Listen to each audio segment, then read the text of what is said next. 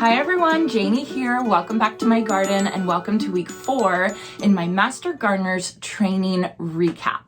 So starting January 6th, I am in my local Master Gardener's training program.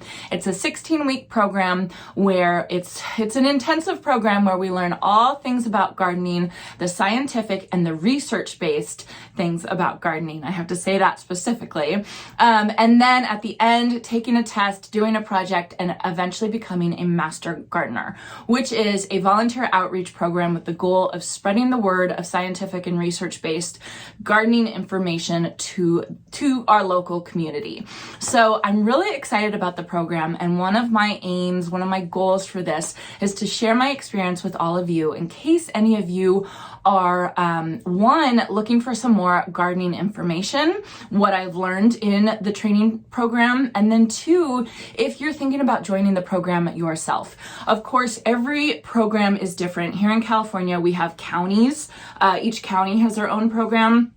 I know in different states, sometimes the regions might be a little bit bigger. So every program is going to be a little bit different, but this should be a good sample of what you might go through if you were to take your Master Gardener's training program. And I do have to say it's only week 4 and I am absolutely loving it. I am having so much fun. It's kind of the highlight of my week these past 4 weeks, and I'm really excited to be going through it. So week 4 in my program, we actually had 2 separate topics that we went over today. We went over composting, like backyard composting, and vermicomposting or worm composting. And then we also went over propagation, plant propagation. So I was kind of going back and forth in how I was going to kind of fit all that in one video and make it cohesive. And I decided it would just be easier to separate it into 2 different videos, just in case any of you wanted to reference back to these videos. You could just search for either the composting part or the propagation part.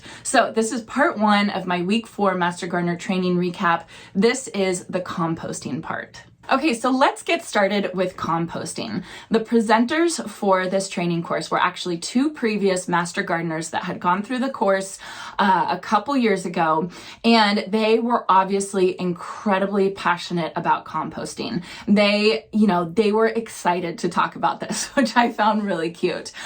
So basically, composting is the managed decomposition of organic materials.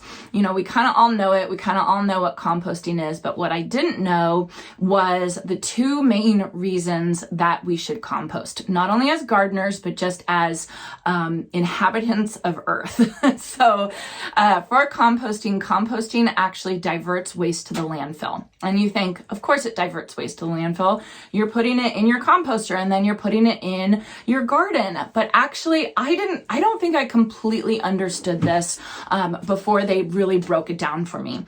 So on average, a human, we produce 4.5 pounds of waste per day that goes to the landfill. That's an average, right? I'm sure a lot of us produce less than that. I'm sure there's some of us that produce more than that, but that's 4.5 pounds of waste. And if you're sending it to the landfill, even if it's organic, even if it's your grass clippings or your leaves or your veggie waste from, dinner last night, any of that stuff, I always thought that it would just break down in the landfill. And, kind of who cares, because it's going to break down just like it would if I had a compost pile in my backyard.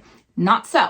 So when you send your organic materials to the landfill in the garbage, it gets covered with more garbage and it creates an anaerobic environment, or an environment that lacks oxygen. So if you have organic materials and they're breaking down without oxygen, it actually produces methane gas, which is a greenhouse emission, a greenhouse gas, and it contributes to global warming, right? So I never actually connected the dots and put 2 and 2 together. So composting is really, really good. Even take it down to a simpler level. If you have green waste bins, put everything that you absolutely can into those green waste bins, because if you put it in the garbage, it's going to create an anaerobic environment and it's going to be bad for the environment. So by composting, you're taking out at least some of those 4.5 pounds of waste per day per person, and you're breaking it down in an aerobic environment. Am I saying that right? Yeah. An oxygen environment where the organic materials will actually break down and they will not release methane gases. So they will not contribute to any global warming or anything like that. So I never really connected the dots with that, and I just wanted to share that with all of you. So the other reason why it's good to compost is obviously we know this as gardeners, it feeds your soil. It sustainably regenerates your soil. And the way that it does that is the compost actually feeds the microorganisms in the soil. It gives them food. Those microorganisms then produce nitrogen, which the plants will take up via their roots, and the plants will eat and thrive with that nitrogen. So those microorganisms in our soil need the compost to be able to eat and to be able to excrete the nitrogen for the plants. All right, so let's get to talking actually about composting, what types of composting there are, what your options are. So this is obviously going to be geared towards like beginner or composting 101. I'm sure a lot of you already know this information, but I just kind of want to go over it because this is what they went over in the training course on Friday. And so I think it's good to really understand what people are talking about when they talk about certain types of composting. So really there are kind of 4 categories for composting, and some of them overlap a little bit. So first we have batch bin composting. And batch bin composting, you start all at once and you kind of finish all at one time. And this is very quick composting. I don't think I've ever actually officially done batch bin composting. I think I kind of thought I did, but I don't think I actually did it, because you can finish this batch bin composting. If you do it right, you can finish it in about 2 weeks. And it's very labor intensive. You're turning it quite often, but it gets you a finished product very quickly. Now, on the alternate side of that, we have continuous bin composting. Continuous bin is where you add a little bit at a time. You add compostables as they become available. And it's good if you're not in a hurry and you don't have a lot of energy or time or effort that you want to put into your composting. I've mainly done continuous bin composting just because lack of knowledge. Okay, and then to break it down even a little bit further, past batch bin and continuous bin composting, we also have cold bin composting and hot bin composting. So cold bin composting can be either batch bin or continuous bin.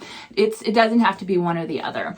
It is slower. It's slower like the continuous bin. You finish it in about 6 months to 2 years, depending on like the temperature and the environment that you have.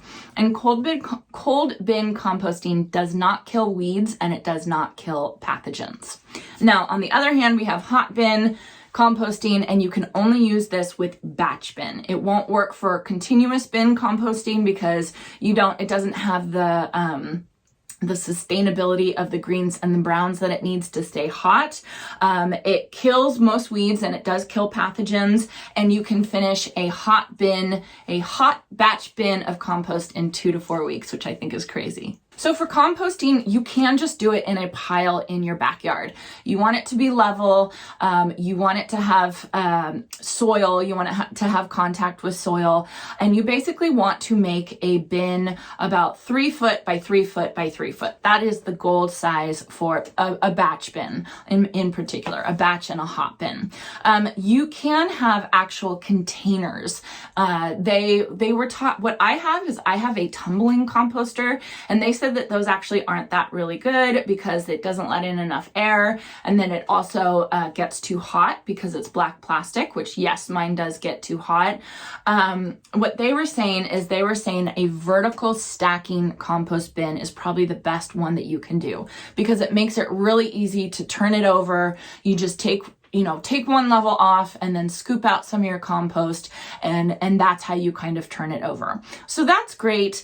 I am kind of hesitant to want to try that I think simply because I don't have a lot of space in my garden and I don't want to take up any soil space for composting because I want to put plants there. So I have a very small amount of space, and a bin, like a tumbling composter, I think would work better for someone like me that doesn't have a ton of space. There is a book, they recommended a book called Compost City. I will link it in my Amazon store book recommendations, and I am planning to read it because it is all about composting, and I think the author is from New York City. So how you can compost in a very small environment, which is exactly what I have. Obviously it's not New York City small, but it's small, and I don't have a bunch of extra room. I don't have a spot to just have a pile of compost. Okay, and then what do you need for composting? I think we've all heard of this, but we need our browns and we need our greens. So good example of browns are carbon rich and dry materials, and that can be dried leaves, paper and cardboard, bread and pasta, twigs and wood chips. And then as for greens, those are moist, nitrogen-rich materials. That can be fresh grass, which is probably the best type of greens you can do, garden vegetation, fruit and veg, and then also coffee. But you want to kind of be sparing with the coffee grounds that you put in, I guess, because it can make too hot, like too acidic of an environment. Okay, and then to get to the actual composting, depending on whether you want to do a batch bin or a continuous bin. If you have a continuous bin, it's pretty easy. You kind of just layer in the browns and the greens, and the presenter said, just make it easy. You know, there's different ratios that you can do for browns and greens, but what they said is just do half and half browns, half greens, and then you can kind of assess your pile as you go. If it starts to get too smelly, you probably have too many greens and you want to put in some browns. If it's too dry, you want to put in some more moisture. You obviously want to put in some more water. If you are not decomposing, it's too slow, you probably want to put in some more greens. So just start with the half and half ratio of browns to greens in your continuous pile. Water it down, and you want it to be watered so it's the consistency of a wrung out sponge, kind of like your seed starting mix when you start your seeds. And then you kind of just let it sit there for a continuous bin. When you have a hot bin, this is actually what I'm going to try. I really want to try it, and I am going to try it in my tumbling composter. You want to layer your browns and greens half and half, like I said. And you begin with a 4 to 6 inch layer of browns. Then you add equal layer of greens, and then you continue alternating layers until you've put all the things that you need. And then you want to add water to reach that wrung out sponge. And you want to try and get your pile, like I said, to about 3 by 3 by 3.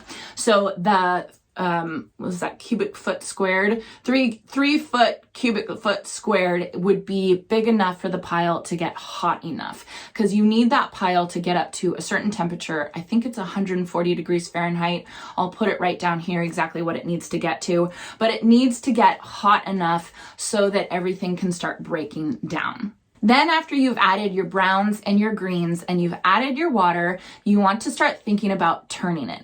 So like I said, when our wastes go into the landfill, they just sit there and they don't get turned, and it creates an anaerobic environment, and it doesn't break down, and it creates methane gases, and it's just waste. So it's really important. Composting is the act of turning it. You actually want to take the inside of your pile and bring it to the outside, and vice versa. And that way you can keep adding air. You make it an aerobic environment, and then all those microorganisms can break everything down. So there's one method that they were talking about, and this is called the Berkeley method. And it's basically, once you've made your batch pile, you let it sit there for 4 days. And then after 4 days, you start turning it every 2 days. So it just gives you something, you can put a reminder on your calendar or on your phone of what days you're actually supposed to be turning it. So then either 2 weeks to 2 years, depending on what method you've used, you know your compost is done when it's broken down, it's dark brown, and it has a warm and earthy smell. So you do kind of want to start off with smaller pieces when you add it in, because the bigger the size, the more it's going to take, the longer it's going to take to break down.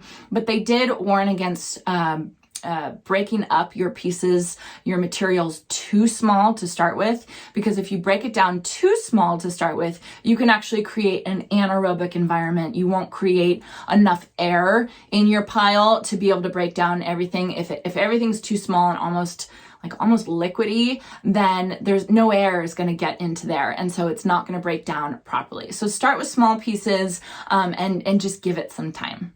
All right, and then after backyard composting, they started talking about vermicomposting, which is worm composting. And I have to be honest, you guys, I started off this part of the presentation like, nope, I'm not interested. I'm not interested in worms. I don't want it. I don't want that in my house. I don't want those in my yard, the worm bin. But then the more they were talking about it, the more I was like, I think I'm going to try this. This actually sounds really, really interesting. And I think it would be a really fun thing to do with my daughters. I think they would enjoy that. So worm composting is supposed to be the easiest, absolutely easiest form of composting that you can do. Like, you basically can't screw up with worm composting or vermicomposting. And what it is you're basically using worms, a specific type of worm. They're called red wigglers. And they basically eat all the greens and the browns that you have, and then they poop it out and they make worm compost. And worm compost is rich and healthy, and it's so incredibly good for your soil, but it kind of does the same thing, is that it removes the waste from the landfills. Obviously not as much as backyard composting does, but I think it'd still be really, really cool to try. So they were kind of going over how to do it. The main thing was layered bins is what they talked about. And so you have to start the worms off with a bed of like bedding, basically. And shredded newspaper was a good example. I think we have a shredder that we use for all of our papers, so I think I'm going to use the paper shredder. You can use junk mail as long as it's not shiny. You can use pieces of cardboard if you break it up enough. And then you want to wet it, and then you put the worms in. And then every so often you feed your worms, and you keep checking on them, and they will eat through all the food and then eventually produce waste. And then what you want to do is you want to put another layer on top. You put more food in that top layer. All the worms will migrate to the new layer. And then the bottom layer will have those worm castings that are actually extremely expensive to buy at the store. And it's pretty cheap if you can do it yourself. So they kind of just went through all the ins and outs of worm composting. Again, they showed another couple books. I can't remember the names of them, but I'm going to buy them as well. And I actually, if you can believe it, underneath my kitchen sink, we have a cabinet, and it's empty. There's nothing underneath my kitchen sink right now, which is crazy because there's stuff everywhere else in my house. But I just haven't put anything under my kitchen sink at this point. So I think that will be the perfect spot for putting my worm composting bin. I'm just going to get a small one for Amazon, but I think I will do a separate video on that in a couple weeks once I kind of figure it all out. So like I said, when they first started talking about worm composting, I was kind of like, nope, not my thing. I don't care about it. But the more they went into it, the more interesting it sounded. And the more it was like, okay, I definitely want to try this. Okay, so that is it for the composting portion of my week 4 Master Gardeners recap. I think composting is really fantastic. I think it is something that I want to learn more about. I didn't realize how little I actually knew about composting. So it's definitely piqued my interest, especially with the worm composting. And I am going to try that hot batch bin composting, because if you can get that done in like a month, that's awesome. That's super, super cool. So I think it will just be fun to really get to know exactly how to do it and expand my skills for composting. And of course, I will bring you all along. Now, again, those of us that have really small yards, really small areas, we kind of have to adjust and we have to figure out a way to do it. Again, I'm going to get that Compost City book and see if there's any tips or tricks for small space composting that I can share with all of you. If you have a big yard, good for you. Make your compost bin, because I think it's a really great thing to have as a gardener and as just a human. someone living on Earth. So stay tuned for part 2 of my Master Gardeners Week 4 training. Part 2 again is propagating. I thought I knew everything about propagating because I really enjoy propagating. It's a really fun hobby to do. I didn't know everything. I actually learned quite a lot from the presenter, and I wanted to share all that with you. So I will put a link up here, and then I will also put a link at the end of this video as well. So I hope you all enjoyed this. Let me know if you have any questions about backyard composting or vermicomposting, and I hope you all have a chance to get into your garden today.